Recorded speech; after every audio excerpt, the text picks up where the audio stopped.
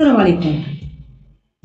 دوك البياضيق الصحابه، دوك المبردعين، دوك المندسين داخل القبيله، انا راكم نتوجه بكلامي المرتزقه حنا دوك الداخل. من بعد اللي نتكلم على دوك الصحاب الملقطين فوق ظهر الحماده اللي اصلا ما عندي لهم اي علاقه، ما هم ولاد عمي ولا نتعمهم واخبارهم مني واخباري منهم.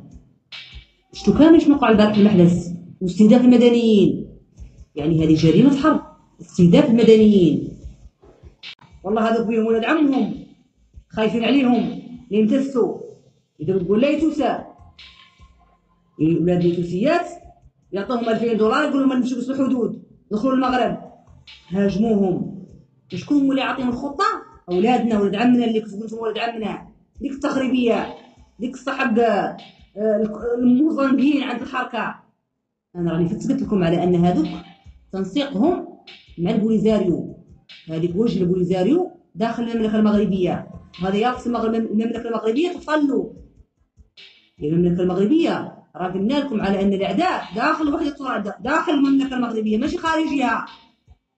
راكم شفتوا كيفاش عطاهم خطه وعطاهم حتى مولي المعلومات الكافيه مولي من اجل استهداف المدنيين. يعني هذه جريمه حرب. شكون اللي يمشي يكثر هذه الجريمه؟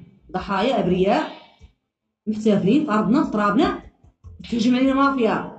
انا لا اعترف بوليزارو كتوجه سياسي، كنعترف بوليزارو على انها جماعه ارهابيه مسلحه، واللي كامل كيردد بهذا الارهاب او لانهم كيقولوا البوليزاريو كتوجه سياسي كنعتبرهم مجرمين كيفهم، يعني ارهابيين.